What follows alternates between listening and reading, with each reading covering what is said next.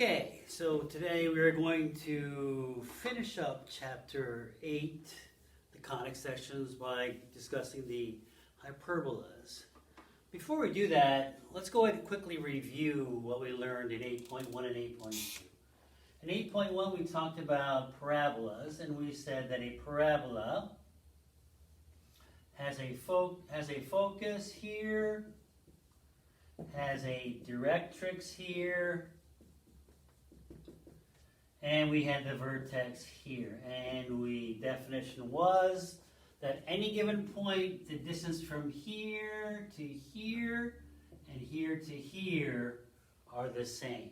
And we ended up with 4py is equal to x squared.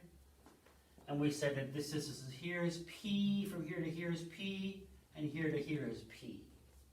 Okay, so that's what we learned in the parabolas. Now we talked about the ellipse. In the ellipse, we said that if we had an ellipse like this, this was the center. We had the center, and then we had the vertices, one vertex here, one vertex here, and then we had the focus inside here.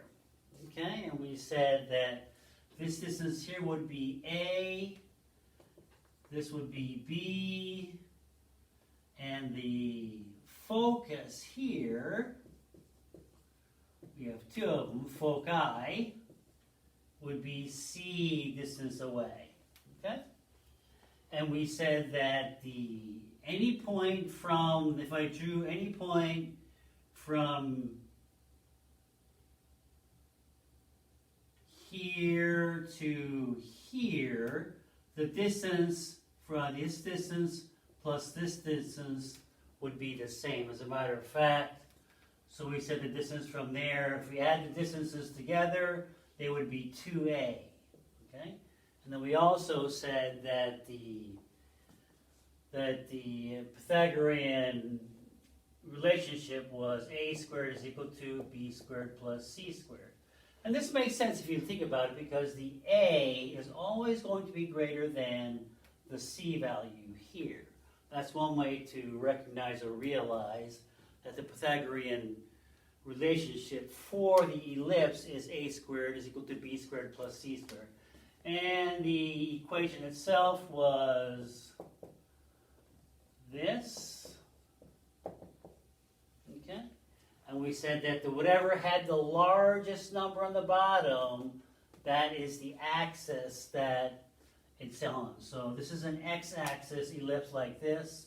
It can also look like this, and then the a would be underneath here instead of the b. In other words, the larger number would be below the y. Okay? So that's a quick rundown of the ellipse. So today we're going to talk about the hyperbola. In the hyperbola, we're going to have something that looks pretty close to the ellipse, but we're going to have a vertex here, and it's going to look like this. And the relationship here is that if I had the focus here and the focus here, so these are, okay, let me go ahead and put this in red. So the focus here, and here's another focus here.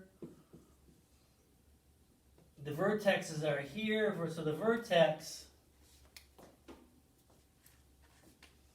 are going to be C's, just like, no, actually that's not C. The focus is C, and the vertex are going to be A away. Okay, A away. So from this one, if we take the difference from any point here, if I take this distance and subtract this distance, they are the same. Okay?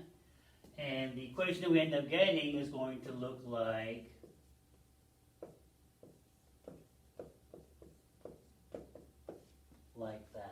that is the equation that we're going to get for the hyperbola. Okay? So some nomenclature here. The distance from here to here is A. This is called the semi-transverse. Okay? It was equivalent to, when we talked about the ellipse, it was called the semi-major. Okay? And then we have a B value here, and this guy here is called the semi-conjugate. Semi-conjugate right there. So we have the semi-conjugate and we have the semi-transverse. As a matter of fact, if I drew a box here,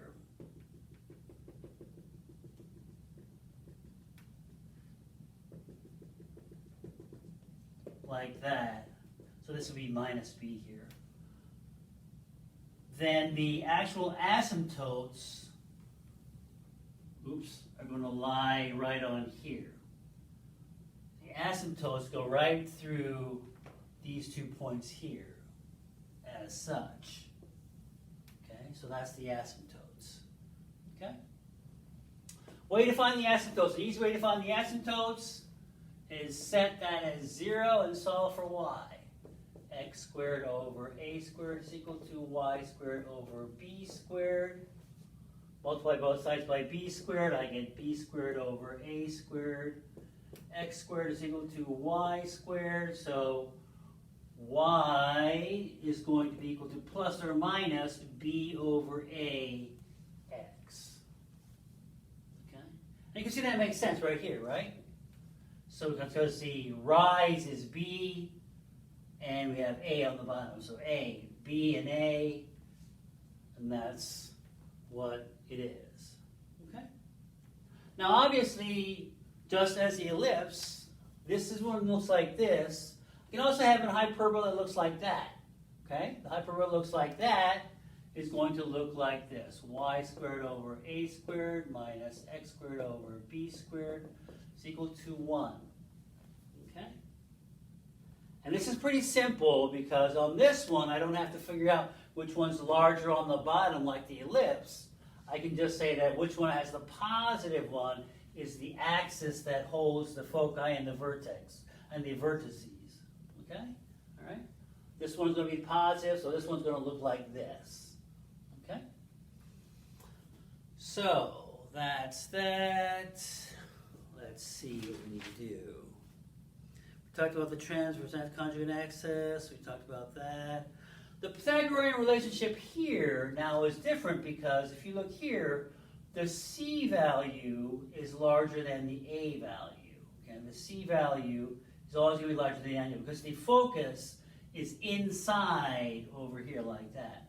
So the Pythagorean relationship here is going to be C squared is equal to A squared plus B squared. Okay? Conversely, the one in the ellipse, we said that A squared is equal to B squared plus C squared. And if you think about it, it makes sense because in the ellipse, right, we had the focus in here, so, and this was the vertice, so the A value is going to be larger than the C value. So A squared has to be equal to B squared plus C squared. Okay? So that's that. Now let's see if we can actually do some problems and make some sense out of this.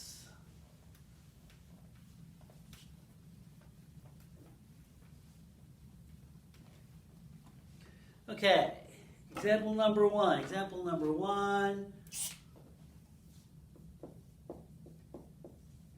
Example number 1. Find the vertices and the foci of the hyperbola 4x squared minus 9y squared is equal to 36. Okay, so the first thing I'm going to do is divide both sides by 36 because I want to make this guy 1.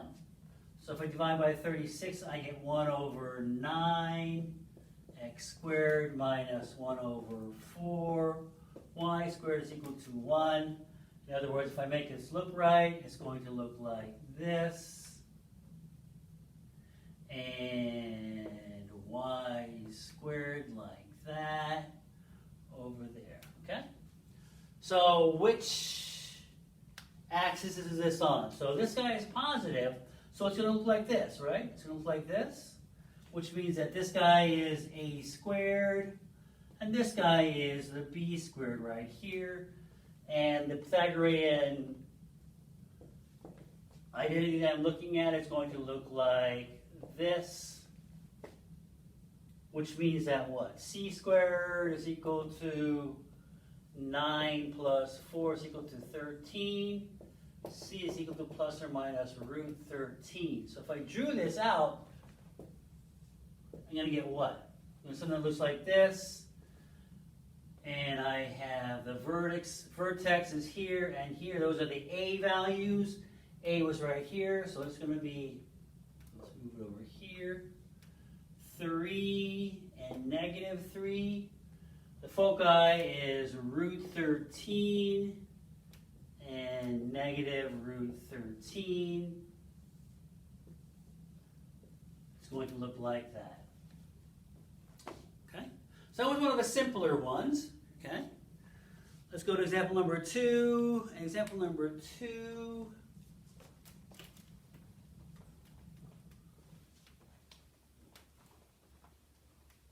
They're going to give us some of the points, and we have to fill in the rest, I think. Example number 2. The center is 0, 0. The foci are on the y-axis with c is equal to 3. Wait a minute. Hyperbola foci is 0, negative 3, and 0, 3. The conjugate axis has a length of 4. Okay, so this is example number 2. Example number 2, we have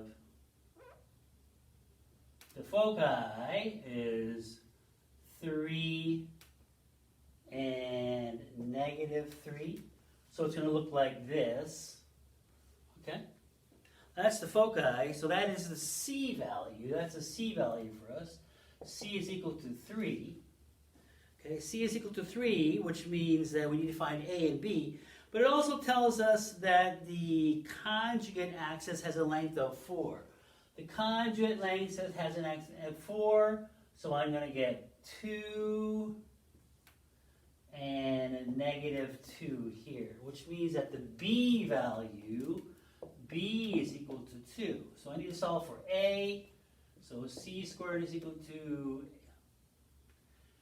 A squared plus B squared, 9A squared is equal to plus that, so 4, I move it over, I get 5 is equal to A squared.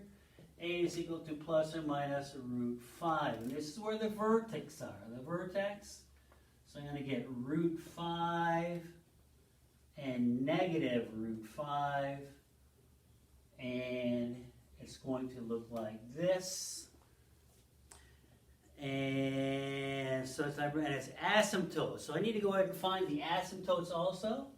So what is the equation going to look like? The equation is going to look like this. Y squared is equal to A squared, so it's this guy squared, minus x squared over B squared, which is that, over 1. Okay? And this is nothing more than 5, so we'll just get rid of that, and we'll go like that. To solve for the asymptotes, I said that we were going to put this to 0 and solve for it. So let's do that. I'm going to get y squared over 5 is equal to x squared over 4. I move the 5 over here. Then I take the square root. So I'm going to get plus or minus 2 over root 5x. So these are my asymptotes. Okay. Okay, obviously you can translate this just as the ellipse did. On all of the hyperbolas that we talked about, the center was at the origin. Okay, so I can move the center point around however I want to. And that's on a blue box on page 596. So if you're going to read that, you can go ahead and do that. Let's look at example number 4. It's 3. Let's do example number 3 first. Example number 3.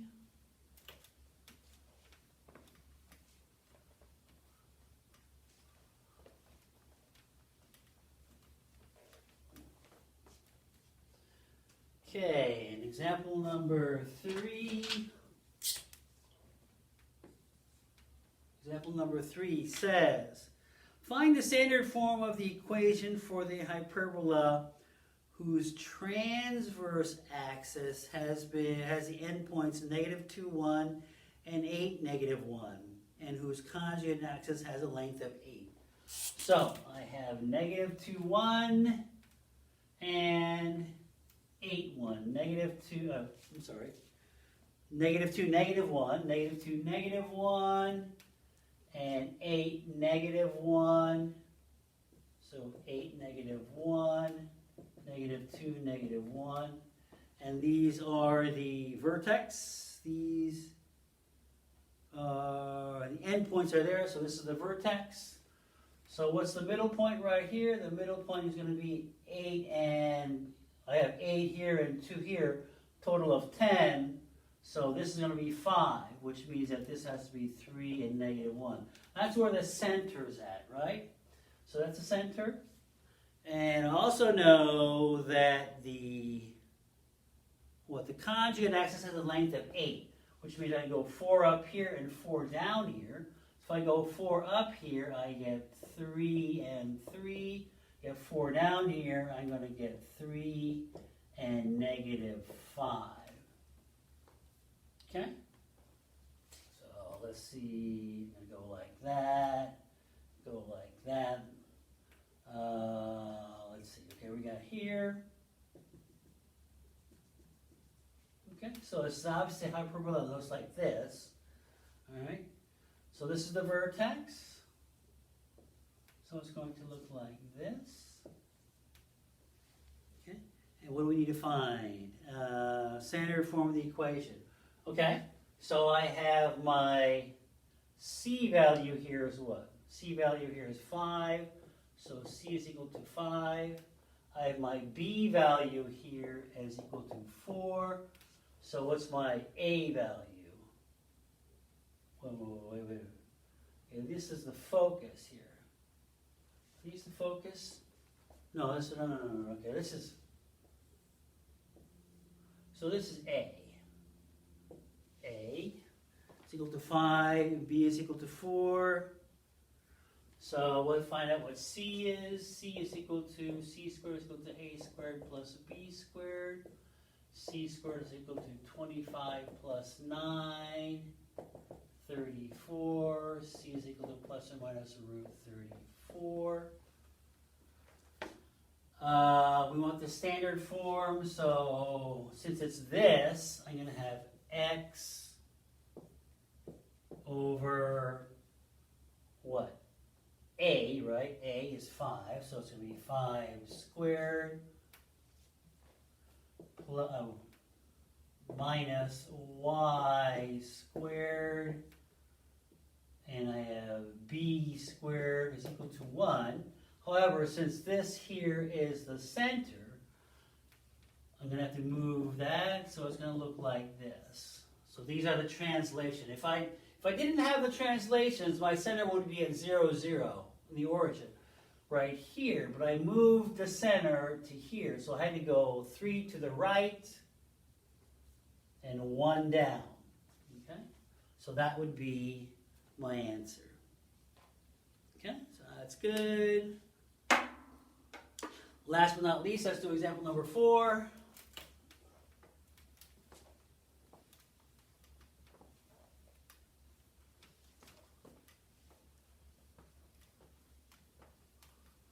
Okay, example number 4.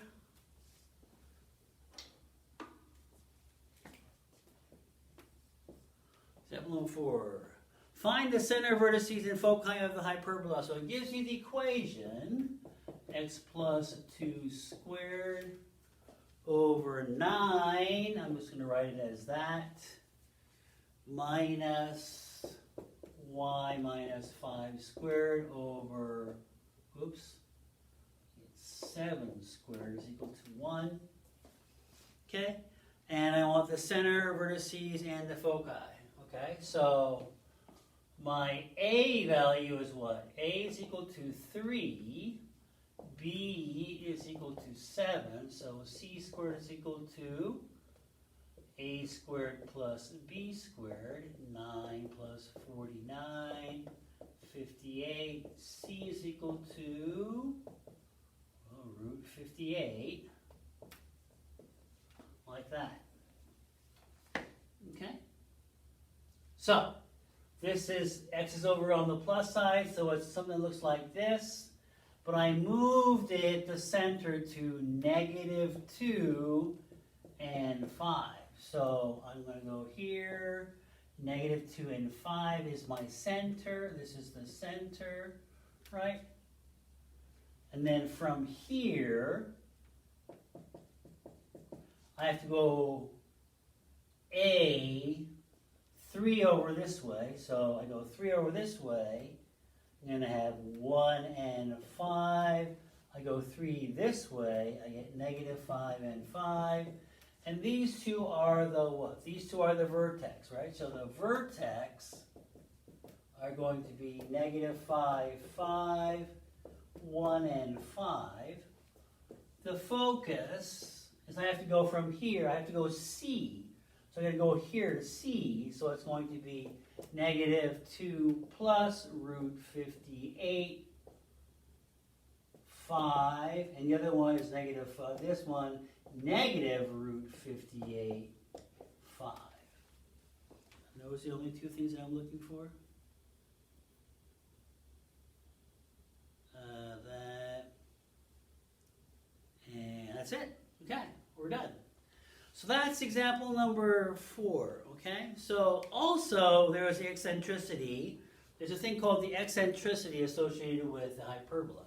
Doesn't have the fun stuff like the eccentricity of the ellipse, where if you remember, okay, so the equation for the eccentricity is still the same. The eccentricity is c over a. However, in the hyperbola, since c squared is equal to a squared plus b squared, this is going to look like this. Okay? Which means what? This is going to be equal to a squared plus b squared over a squared. Okay? Which means that the eccentricity is going to be 1. So eccentricity always has to be greater than 1 for a hyperbola. Remember in the ellipse, the eccentricity was between 0 and 1, and we said that when it gets closer and closer to a circle, the eccentricity becomes closer to 0. Okay, so there's no fun facts on this one like that. But on this one, you can say that the eccentricity always has to be greater than 1. Okay? Now, if you flip the page to page 599, there is a fun example called example 6 using the Lorentz system. Okay? This is a fairly interesting example. I highly recommend that you take a look at it. I'm not going to go over it in this video, though. Okay? And we'll call it a day.